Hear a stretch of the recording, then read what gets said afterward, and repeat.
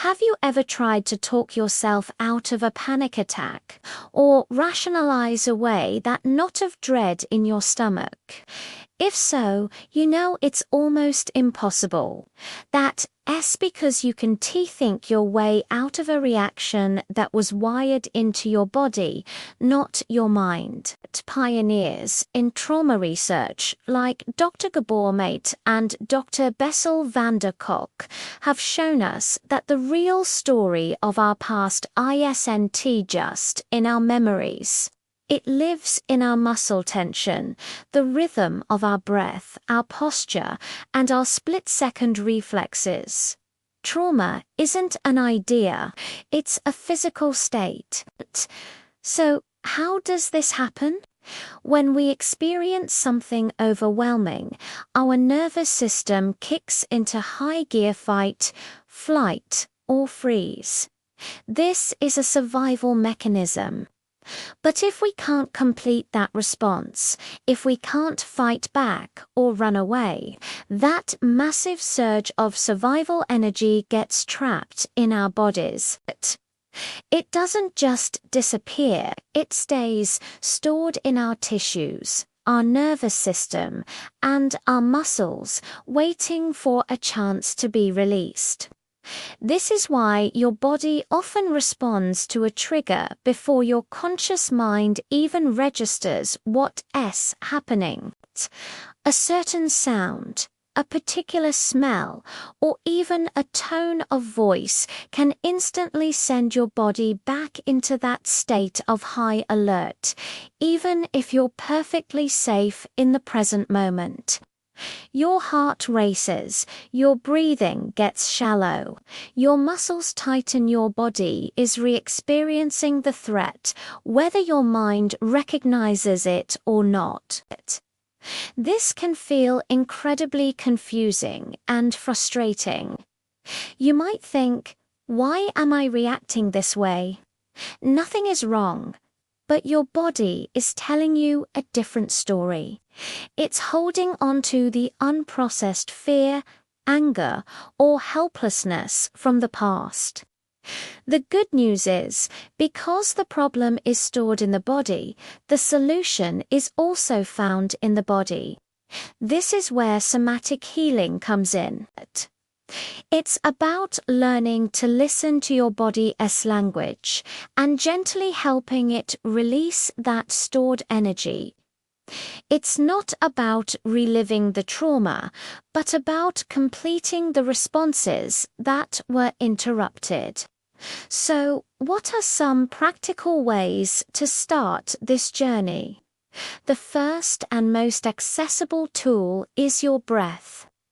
Specifically, the slow, extended exhale. When we're stressed, our breathing becomes short and shallow. By consciously lengthening your exhale, you send a powerful signal to your vagus nerve, which tells your entire nervous system that you are safe. Try it now. Inhale gently for a count of 4, and then exhale slowly for a count of 6, or even 8. Feel your shoulders drop and your belly soften. This simple act can begin to downregulate your system in minutes. Next, start naming sensations instead of judging them. When you feel that familiar tightness in your chest, instead of thinking, "Oh no, anxiety is coming," simply notice it.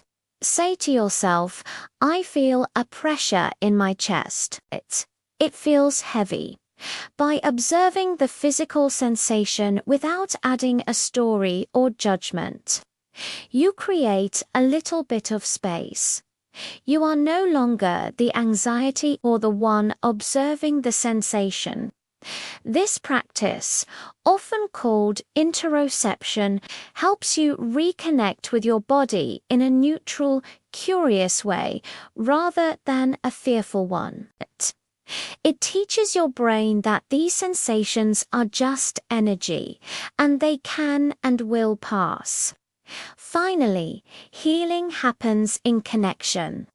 Trauma often happens in isolation and breaks our sense of safety with others.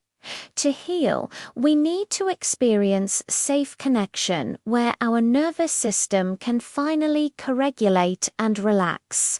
This could be with a trusted friend, a loving pet, or a skilled therapist. It's about finding relationships where you feel seen, heard, and accepted without judgment. When your nervous system experiences safety with another being, it learns that it's okay to let its guard down. It learns that connection can be a source of comfort, not danger. Remember, this is a gentle process. It's not a race. Your body has been holding this for a long time, and it needs patience and compassion to feel safe enough to let go. Start with small, manageable steps.